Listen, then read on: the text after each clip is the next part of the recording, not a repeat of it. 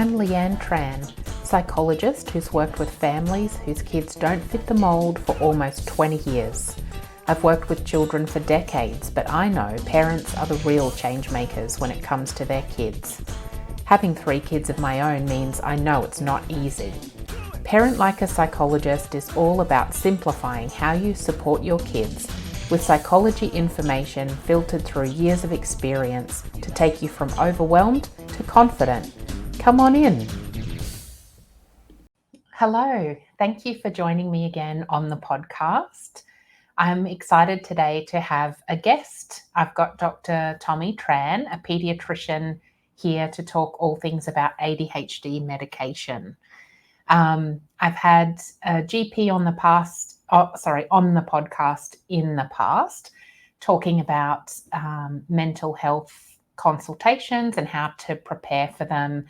And I know a lot of people found that useful. So I'm excited now to have a second guest, Tommy Tran, to talk about medication in ADHD. And as a psychologist, we work closely together with paediatricians. So I'm hoping this will be the first of a couple of conversations we can have. So Tommy, you have been a consultant pediatrician for 11 years, but working in pediatrics for about 18. It's a long road. Feels like a long time. Yeah. And so you are in private practice at Peds in a Pod and the clinical director there. You must have met a lot of families whose children have ADHD over the time. Yeah, I want to feel like well over 1,000 or a few thousand children with ADHD now. It's probably the most common presentation that we see children for, that I see children for. So kind of learnt a lot along the way from the children and their families. Yeah. And so, that's the people I'm talking to are parents whose children have ADHD, autism or anxiety, learning disorders, and all of those things cross over with ADHD a lot as well. So I think you'll be talking to a lot of people who are interested to hear your perspective. The first question I wanted to ask is about medication for ADHD. How effective is medication for ADHD? So if your child has ADHD, then medication is really effective. And if you look at the kind of guidelines on how we should support children with ADHD, for those children above the age of 6, most recommendations in Australia and overseas would suggest offering a trial of medication as a first-line option. And that just reflects how well the medication itself works to manage ADHD symptoms in children. And what do you see as managing the symptoms well to you? Like if you were explaining it to parents who are thinking about this, what changes are you going for when you start medication? Yeah, so, as you know, there's a few different types of ADHD, mainly the inattentive symptoms which often presents with organizational and executive functioning problems and learning difficulties, and then the children who are quite hyperactive and impulsive in their behaviors. So when we think about medication, it mainly addresses those core symptoms of attention, hyperactivity, and impulse control.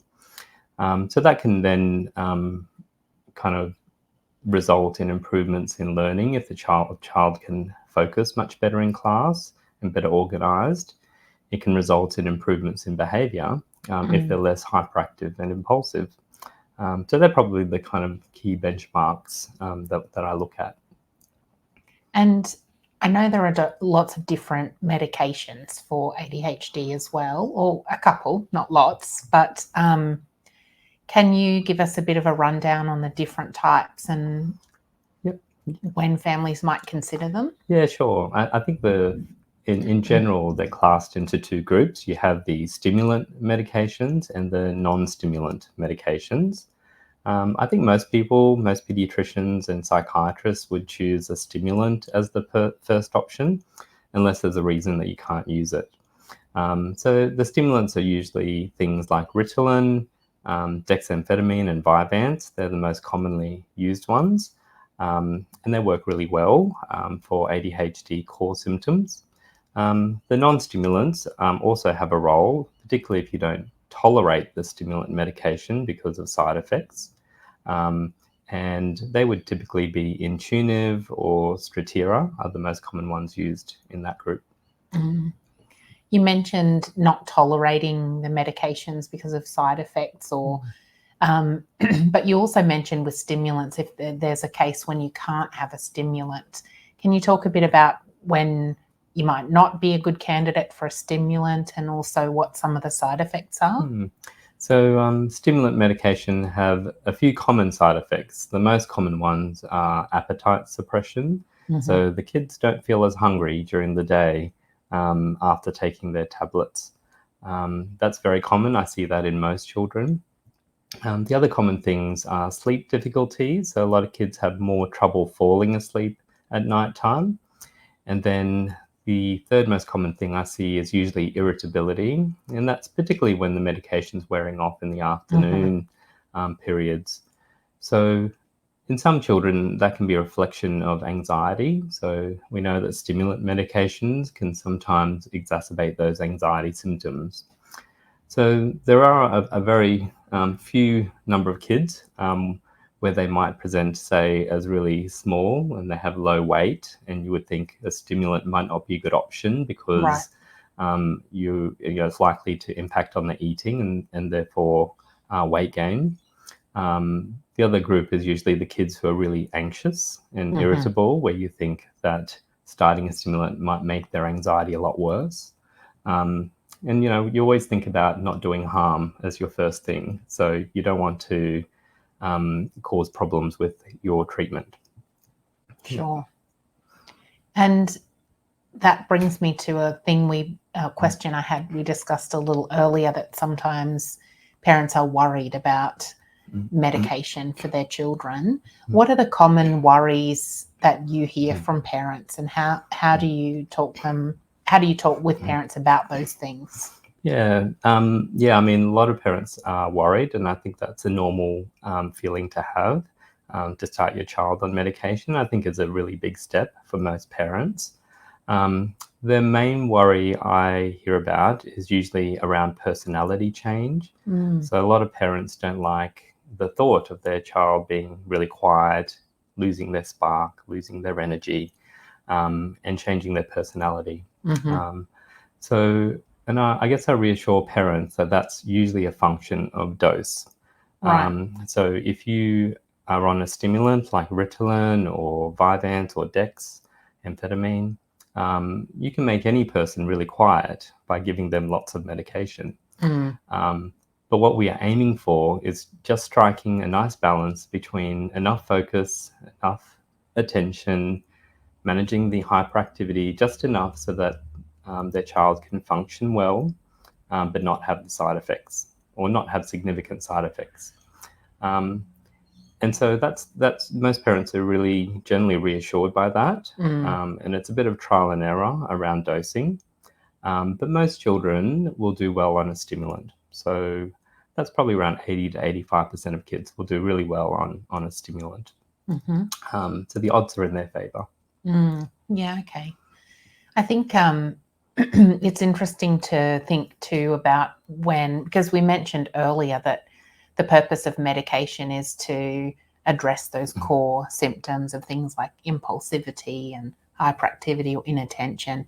But you mentioned just then about the function of it. So it's not just to address those symptoms, it's to address them enough so that it stops that difficulty with functioning that kids are having, right? So it's not the symptoms or behaviors themselves, but it's the fact that they get in the way of kids doing those everyday things. Yeah, that's right. And I'll be happy if the child is a little bit inattentive or a little bit restless.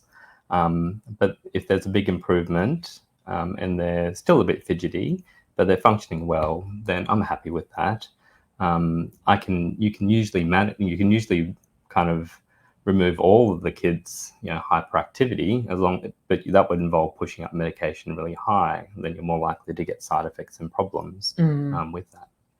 So for you, what are the functional changes that you're looking for a medication? As a psychologist, from my point of view, I guess the things would be that I talk with families about is for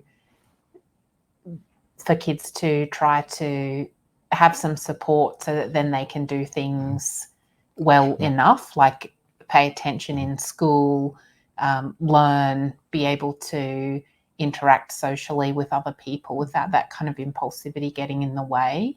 So I talk to families about thinking about what focus on the difficulties the child's having and think about it that way. How do you talk to parents about it? Yeah, so in my mind, I think the main goals generally are doing well at school. So that is a range of different things. So ranging from learning and academic progress at school, which is mainly those attentive symptoms, behavior in the classroom. So some kids I see with ADHD do get into trouble in class for calling out and moving around the classroom. So I look at the behavior component. And as you mentioned, I think the social component is important, particularly around lunchtime when the kids are out playing. It's a little bit less structured and organized. And sometimes those hyperactive symptoms can have a big impact. And also with a lot of the medications, there is a little lull, usually around lunchtime when it's wearing off. So you want to make sure you get that right as well. The other thing I talk about a lot is family relationships at home, because, as you know, if you have a child with ADHD at home, it's often a lot harder to manage and parent as a parent. And I talk a lot about the importance of having a good relationship with your child, because that's a long-term thing. You're going to have them for the rest of your life. And you want that to be a positive kind of relationship. So that then often flows to a discussion around, do you take your tablets on the weekend or do you take the tablets on school holidays? And so long as there's no major, say, side effects from the medication, if it makes home life good and helps build positive relationships, then usually I'll say there's no reason not to take your tablets. And of course, there is that challenge of having the symptoms, the medication working on the symptoms that often ends at that school day. So the afternoons are tricky. That's something that is a different kind of solution. And I talk a lot about that parent education and around doing things a bit differently or adapting what you do to suit the needs of your child, which is probably a separate episode. But I think it is important to think about that in terms of the relationship, right? And and I'm often having that discussion in the afternoon, because typically the medication, if you're taking, say, Ritalin or Ritalin LA, it's lasting to about 3 or 4 o'clock in the afternoon. But, a lot of kids have activities after school. They have homework after school, particularly if they're a little bit older. And it is a busy time in the household. So sometimes, I'll talk to parents about whether we give some top-up doses in the afternoon for those activities and afternoon periods, because it often makes that period flow a lot nicer. And once again, it helps build on those relationships at home. I think I'm always when I hear you talk about it, it really shines through that it's about the medication and the process of getting it right, and the dosage is really a lot about that relationship with between you and a family. And so for families with their paediatrician as well, that it is this ongoing discussion, and it's not just a one-off thing of here you go, off you go. It really is about checking in and monitoring it and making sure that you get that combination that's the most helpful. I think, the thing with choosing the right medication is a bit of trial and error. There's no one size fits all for children. And so sometimes you don't get it right with the first option, and you do need to try a second option. And then you sometimes have to get the timing right for the tablets as well. So that can be sometimes difficult. But they're often, some of them are also dependent on dose, so on weight. So over time, you do need to make adjustments as the children grow, because they're not static. Demands change as kids get older through upper primary and high school as well. So you might need better control when the demands of school get higher, for example. So you do need to kind of have this kind of ongoing relationship. There are a few patients or children, however, who are quite stable on their medication, and there's no kind of changes required over years. And sometimes we will kind of just share care with the GP in between appointments. But I think it's still important to at least have a review every 6 to 12 months to touch base and make sure the side effects are manageable and the medication is still optimal for the child. I mean, you mentioned in the beginning that it's a big decision for families. What are their fears around? You mentioned changing personality. I'm thinking more along the future, because we talked about how the point of medication is to address the symptoms that are causing that day-to-day difficulty with doing the day-to-day stuff of being a kid, like being at school and, brushing their teeth, things like that. I think about the long-term consequences of whether kids do or don't take, for a psychologist, I guess it's more around that advice for parents. So it's the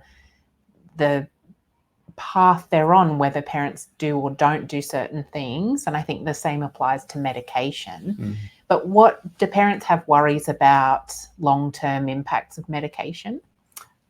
Yes, they certainly do. The main kind of worries I have that I hear from parents are around drug use and drug addiction. That's often a primary concern. If we start some medication, are you going to be kind of reliant on it? Are you going to use illicit drugs in the future? I guess the reassuring thing is that a lot of children grow out of their ADHD and don't require medication long term.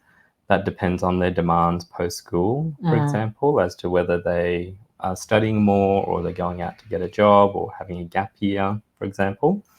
I can reassure parents that I guess the incidence of drug abuse is probably lower if you do use a stimulant, if you are on medication, and it's probably the fact that you're not self-medicating when you're older, because you can still get a response with things like high doses of caffeine and illicit medications.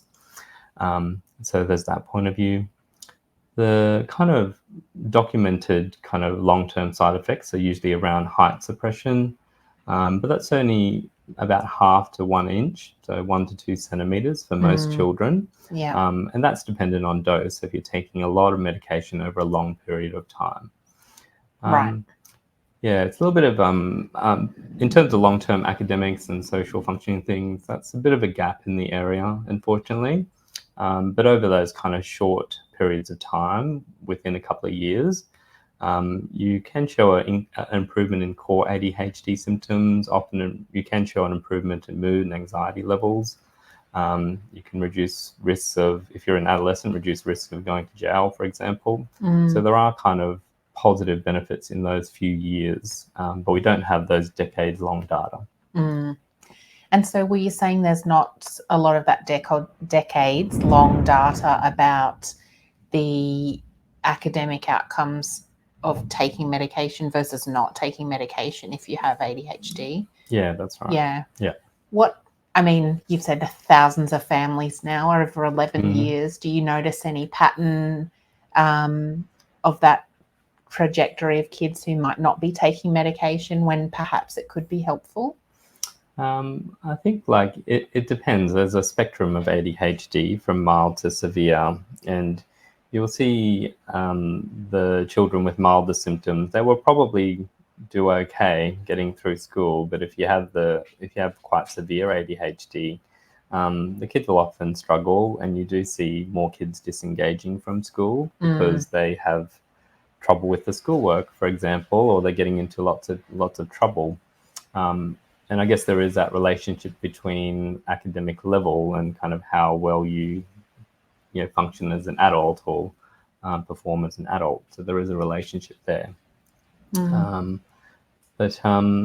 Yeah, that would probably be the main kind of things I see. Yeah, okay.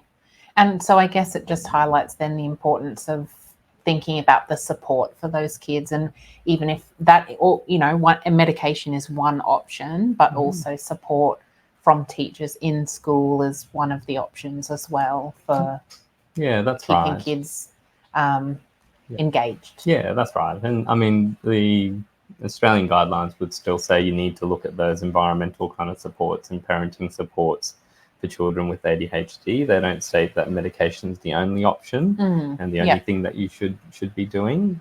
It forms part of the holistic approach to management. But because it worked so well, it should be offered as a first-line option. And I often tell parents you don't have too much to lose because it's very short-acting. It only works for 4 hours, so you're only committing yourself to the length of the tablet. And because the response is so quick, you should notice a difference within those 20 to 30 minutes. Yeah. Yep. And then parents can gauge how happy they feel with that. And yeah, that's right. I like that. And I think I remember you saying in the past too that the weighing up of the pros and cons is different for every family as well, which is why it's part of that ongoing conversation you have with parents. Yeah, that's right. Every situation is different, and you have to make decisions based on all the available information for that specific child. So thank you so much for your time. I think it's really interesting as a psychologist to hear these things, and so I'm sure then parents would find it really interesting as well. Is there more that you wanted to say on the topic, or is there anything you feel like you've missed saying? I don't think there's too much that I've missed. I think we've covered quite a bit in a short period of time. Yeah, yep. I don't know about you, but I ask that question a lot as a psychologist at the end. Is there anything that you wanted to ask? And I feel like parents always feel like it's a failure if they don't have a question. So I want to make sure you don't feel that way today. No, I think it's just a reflection that you've done your explaining well.